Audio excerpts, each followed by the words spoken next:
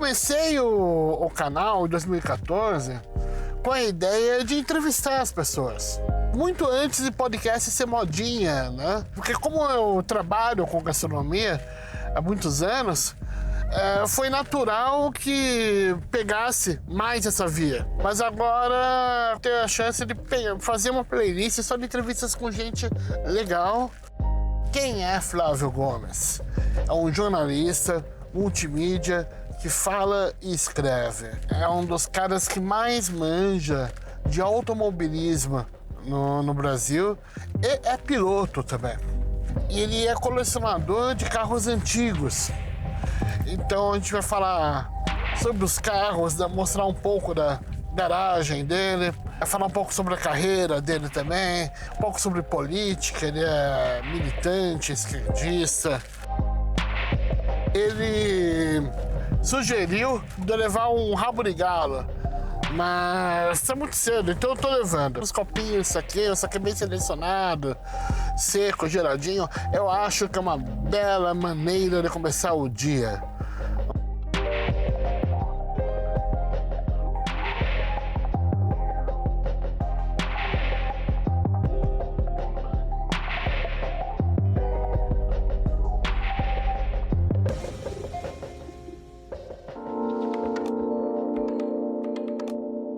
Você é um profissional, você escreve, fala, tem livros, trabalha em portais, rádio. Você se considera um profissional multimídia?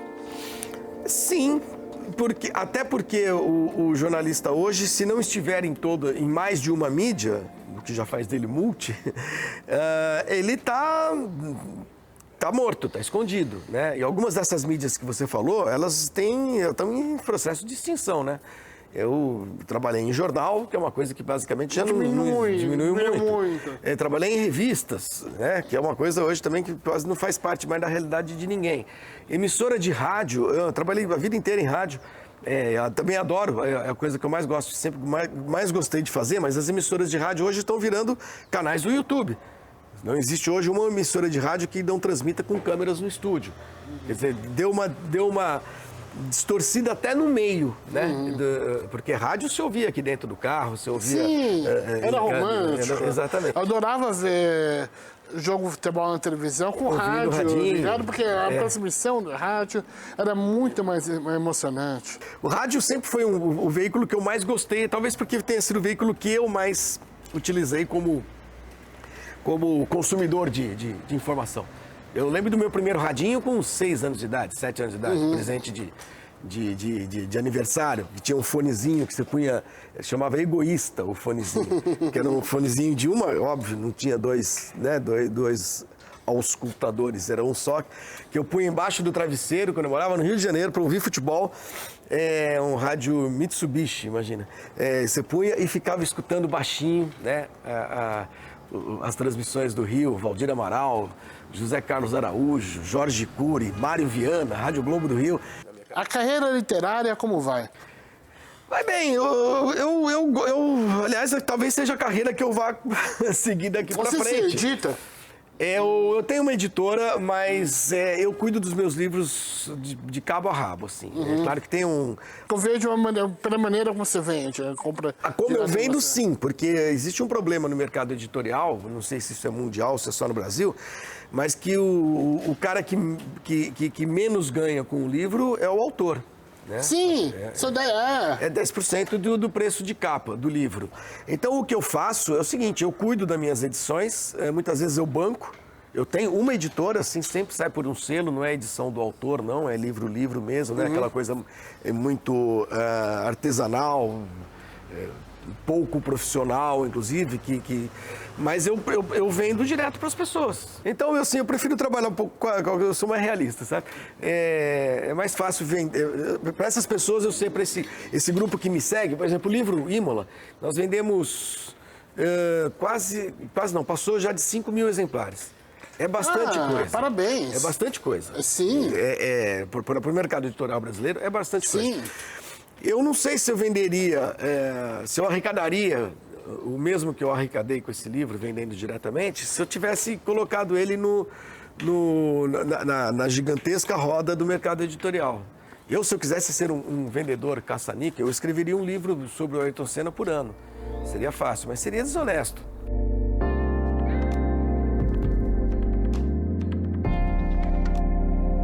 Esse aqui qual é? Esse é um DKV 58.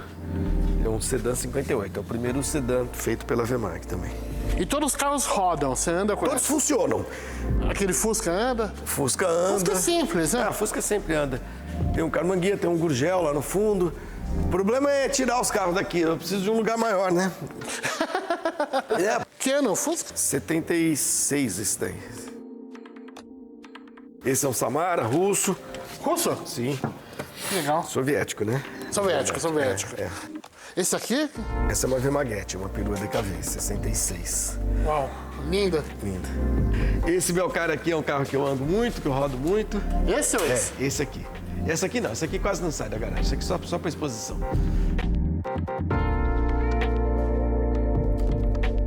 Pode ser. Não, mas aqui se você pegar o Rubens Barrichello, por exemplo, não é de família rica, mas menino de classe média baixa de Interlagos e tal. É um esporte caro. É um esporte que, para praticar, você precisa de um veículo que custa dinheiro. Mas isso à parte, quer dizer, o automobilismo ser um esporte de gente rica é uma coisa histórica, isso não é novo, isso vale para todos os países do mundo. A história do Ayrton Senna tem a ver com uma falsa impressão que os cenistas reverentes devotos da igreja da Sexta Marcha, como eu costumo brincar, eles têm a impressão que eu não gosto do Senna, ou que eu nunca admirei o Ayrton Senna, alguma coisa assim, pelo simples fato que eu não presto devoção a ele. Eu sempre analisei o Senna como eu analiso qualquer piloto do ponto de vista técnico e tal. Você acha que o brasileiro sente falta de super-herói? Eu acho que sim. Eu percebo uma carência muito grande de ídolos e heróis no esporte brasileiro. Uhum. Eu não acho que isso seja exclusividade do brasileiro, mas como a gente está aqui, a gente convive com isso... E nem do esporte. E nem do esporte. A gente convive com isso mais proximamente. No caso muito específico do automobilismo, o piloto ele já tem carrega um pouco essa aura de guerreiro, de cara que desafia a morte, corajoso, né? Correr de carro a 300 por hora, dar uma batida, pode acontecer alguma coisa e tal. E quando é brasileiro, e quando tem o comportamento que o Senna tinha, de levantar a bandeira, de fazer todo um mise-en-scène e tal, que não sei se era alguma coisa, acho até que não, porque eu conheci ele bem, não era algo premeditado, talvez ele fosse assim mesmo, né? Mas isso calou fundo no público brasileiro. Você junta isso à construção dessa figura pela própria TV Globo, que tinha os direitos da Fórmula 1 na época, e que você junta a isso também um momento ruim do futebol brasileiro. O Senna foi campeão em 88, em 90 e em 91. O futebol brasileiro, como seleção brasileira, foi ganhar uma Copa do Mundo depois em 94, né? Depois ele morreu já. Então foi um período em que piloto brasileiro ganhava a corrida, era protagonista, né? E nesse esporte, ainda mais com essa imagem meio heróica e tudo mais. E do jeito que o Senna morreu, que foi uma coisa super violenta, super traumática, morre ao vivo, as pessoas estão vendo a corrida, o cara bate no muro. Na morte ao vivo em um mundo pré-internet. No mundo pré-internet. Então foi um negócio muito pesado e isso acho que ajudou muito a construir essa... Você cobriu essa Eu estava lá, né? Sim, eu estava lá pela Folha e por uma emissora de rádio. Estava lá.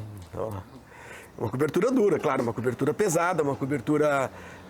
de uma época que não havia internet. Então, eu escrevia para o maior jornal do Brasil e trabalhava na maior emissora de rádio do país.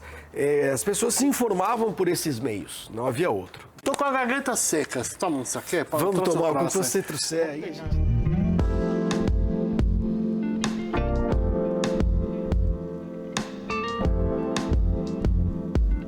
Essa mesa aqui é um pneu de Fórmula 1? É um pneu de Fórmula 1 de 1997, de uma fornecedora de pneus que já não fornece mais pneus para a Fórmula 1. É um pneu de chuva, que a gente chamava de pneu biscoito. Que legal. Né? Legal, né? É o pneu original, de carro de corrida mesmo, da Goodyear. Bom, você falou sugeriu que a gente bebesse um rabo de galo. Eu não fiz rabo de galo, mas eu trouxe meu livro de coquetelaria para você. Chama A Mão que Balança o Copo. A Mão que Balança o Copo é um grande nome. Drinks fáceis para dias difíceis. Perfeito, JB. Obrigado, viu? Obrigado. Depois eu vou abrir pro JB autografar para mim. O maior prazer. Mas eu trouxe um saquê. Saquê, gostamos. Não bebemos? Bebemos. A gente tinha falado de rabo de galo porque nessa gravação hoje acontece perto da hora do almoço. E eu não sei porquê, eu sempre achei que de manhã, acho que é coisa que eu trago da escola, do colegial ainda, do antigo colegial, né? Que a molecada às vezes escapava na hora do recreio. Molecada com 16, 17 anos, pra ir no boteco e tomar rabo de galo. Eu não tomava, eu achava muito forte aquele negócio. Muito forte, é muito forte. Mas hoje vamos de saquê. Um saquezinho. Saquezinho, a nossa. Campari. Campari. Sabe que a primeira vez que eu fui ao Japão, isso foi quando, em 94, fui cobrir uma corrida lá, numa cidade chamada Aida, muito pequenininha. O Grande Prêmio do Japão não acontecia em Suzuka, quer dizer, acontecia em Suzuka, mas naquele ano criaram um novo Grande Prêmio do Japão, uma segunda corrida no Japão, chamado Grande Prêmio do Pacífico. No fim do mundo, JB, no fim do mundo. Você chegava em Tóquio, pegava um trem-bala até Nagoya, de lá você pegava um outro trem-bala até não sei aonde, aí você descia, pegava um trem a diesel, que ia parando, e no fim de onde Buda perdeu as botas, você chegava. E era um autódromo particular. O cara era um bilionário, dono do autódromo, dono de campos de golfe. No Japão, para quem tem campo de golfe, é muito rico, porque o Japão não tem Espaço, terra, né? tem espaço. Terra. E o cara construiu um autódromo e fez 2 corridas de Fórmula 1 lá. Tudo isso para dizer que foi a primeira vez que eu tomei saquê num restaurante realmente japonês, num bar realmente japonês, quente. Quente mesmo. E por que isso, o meu caro JB? Que explica Depende da característica do saquê, do arroz, polimento do arroz e da temperatura. Tava frio. Não tava quente, mas não tava frio. Não era inverno japonês. Mas como a cidade era muito pequena, e ao contrário do que muita gente imagina, não se fala inglês no Japão inteiro. Se fala inglês em Tóquio, se fala inglês nas grandes cidades, mas você vai para o interior do Japão, as pessoas falam japonês, basicamente. Então é muito difícil, a comunicação é muito difícil. Embora sejam todos muito amáveis, sejam todos muito dispostos a se fazer entender e tal. Então eu chego num restaurante japonês micro, pequenininho, uma portinha, né? À noite, sozinho. Entro, pego um cardápio, que está todo em japonês, obviamente não entendo nada, mas muitos cardápios lá têm fotografias das coisas, e eu consegui me explicar que eu queria um saquê. E a moça me trouxe um saquezinho quente, que eu achei uma delícia. Uma delícia, eu me adoro. senti num filme no ar dos anos 60. Você tem uma história de um jantar com o Galvão Bueno, você era bem jovem, uma mesa... Essa história é boa. Eu nem era tão jovem assim não, mas é que o Galvão sempre foi o pessoal da Globo sempre teve verba de viagem muito maior do que a gente de jornal, de rádio e tudo, né? E uma vez, sei lá, não vou dizer que uma vez por ano, mas algumas vezes por ano, a gente, eu digo, a imprensa brasileira se reunia para jantar em algum lugar, sempre, né? Eu quero aquele ano, essa história que você está falando, foi uma vez na Austrália, que era a primeira corrida do ano. Quinta-feira da corrida, a gente juntou toda a turma brasileirada para jantar e tal, e o Galvão estava naquela fase de conhecer vinho, de aprender, já estava pensando em fabricar vinho e tudo mais, então ele estava empolgadíssimo com a história de vinho. Aí chegamos na mesa, uma mesa grande, sei lá, 20 pessoas, e Galvão se encarregou de pedir os vinhos. Mas ele ia pedindo, e a facção mais pobre da imprensa brasileira, olhando no cardápio, falou assim, caraca, bicho, olha o preço disso aqui. Não vai dar, porque mesa de jornalista, sei lá, se é só de jornalista. Mas é assim, tem 20 pessoas, você traz a conta, divide por 20. Claro. Bebeu, não bebeu, azar de seu, né? Comeu, e é assim que tem de ser também. Aí começou uma parte da mesa começou a ficar preocupada com aquela conta. Aquela conta não ia dar pra gente pagar não com a nossa verba de viagem. E vinha. E o Galvão pegava, olhava a garrafa, aqui está uva, Chirac, não sei o quê, não sei o que lá, e manda mais, e vinho. Aí uma hora ele levanta da mesa, ele vai vai fumar, vai no banheiro, sei lá o quê, e a gente, gente, como é que vamos fazer para pagar essa conta? Eu falei assim, olha, eu tenho um jeito, vocês vão ter de confiar em mim. Aí o que você vai fazer? Eu falei assim, deixa comigo, deixa que quando ele voltar a gente vai resolver essa parada. Aí volta Galvão, senta na minha frente, né? A gente tava sentado um de frente pro outro, e conversa daqui, conversa dali. Eu falei assim, Galvão, você tá sabendo da casa lá em Porto de Galinhas que o Luciano do Vale comprou?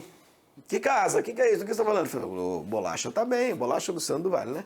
Bolacha tá bem de grana. Você fica aí com esse negócio de Ibope, da Globo, cacete. Ele lá, fazendo jogo de veterano, vôlei. Masters, não sei o quê, Rui Chapéu, sinuca, escambau. Comprou um iate, comprou uma casa maravilhosa lá na praia. Tá bem de grana pra cacete. Tá.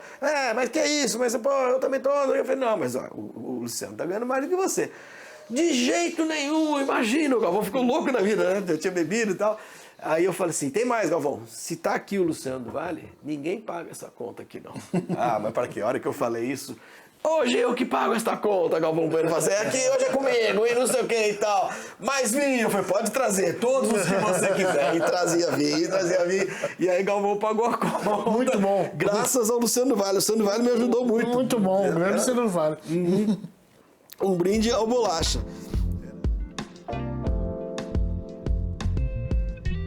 Agora me conta a história desse carro lindo aqui.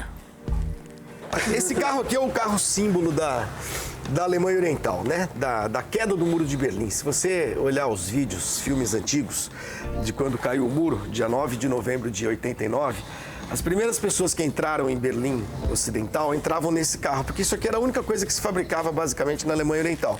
Era esse carro e um outro chamado Wartburg, que era um pouquinho, um patamar um pouquinho acima. E o Trabant, ele tem uma história interessantíssima, porque foi basicamente o carro do povo alemão oriental durante toda a existência da Alemanha Oriental. O primeiro carro desse saiu, com essa carroceria, saiu em 1964, foi até 1991, até acabar a Alemanha, até a reunificação, né? E ele era feito de plástico com algodão e papelão. A Alemanha não tinha dinheiro para importar ferro, metal, né? Para importar minério de ferro, fazer chapa, e desenvolveu esse produto aqui à base de, chamado Duroplast, à base de retalho de algodão que vinha da União Soviética, que provavelmente tem cueca comunista aqui moída, né? Se bem que quando acabou a Alemanha Oriental, esses carros foram jogados no lixo. As pessoas começavam a abandonar os carros pelas ruas. Foram fabricados 3 milhões de Trabantes, né? Durante quase 40 anos. E sobraram poucos. Um deles está aqui.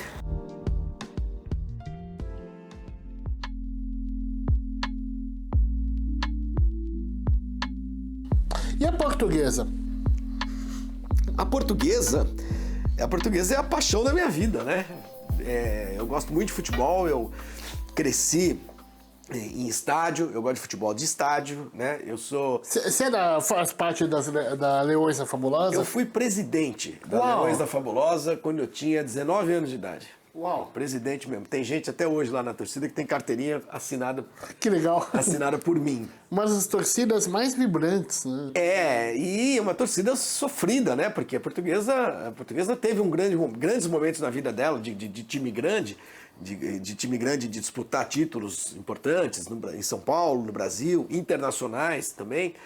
Mas hoje a realidade do futebol, ela é completamente diferente do que era 30 anos atrás, 20 anos atrás. Talvez o último grande momento da portuguesa tenha sido com o Denner. Não, mais do que isso, foi além. O Denner jogou na portuguesa em 91 e 92. Depois disso, a portuguesa foi vice-campeã brasileira em 96, contra o Grêmio, uma final contra o Grêmio lá no Olímpico. O Felipão era o técnico do Grêmio.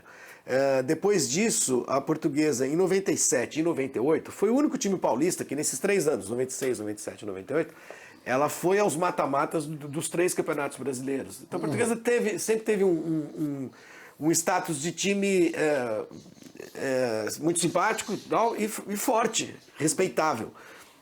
Mas aí houve um golpe muito duro, que foi o primeiro rebaixamento, em 2002. Demorou muito para voltar. Quando voltou, caiu de novo, voltou de novo.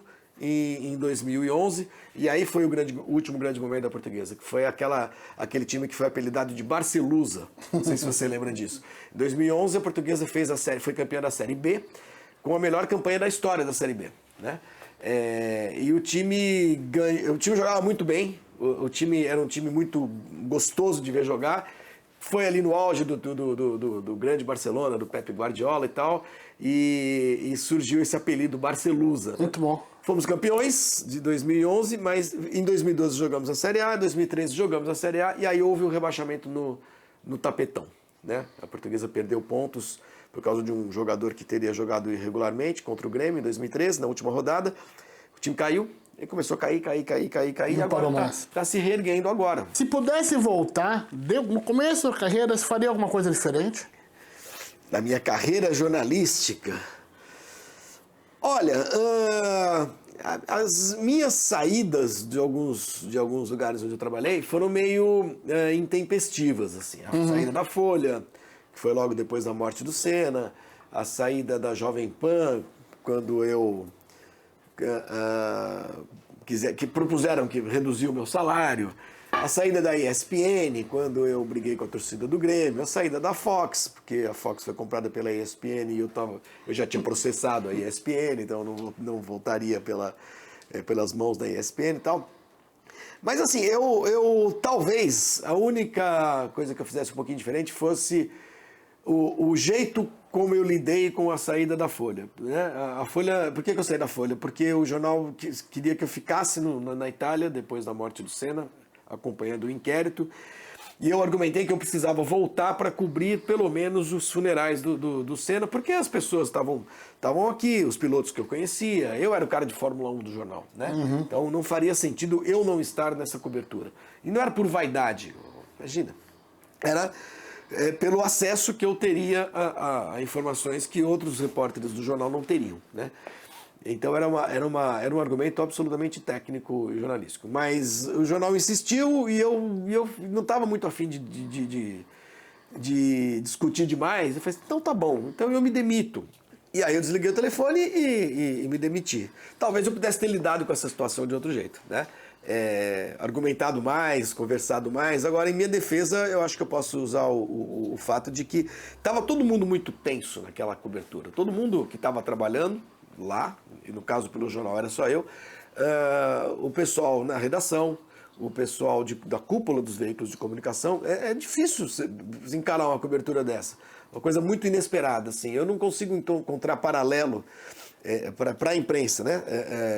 A morte do Senna, a não ser na morte do Getúlio Vargas, por exemplo, que foi uma coisa surpreendente, um suicídio. De repente, quem está preparado para aquilo? É isso que eu quero dizer.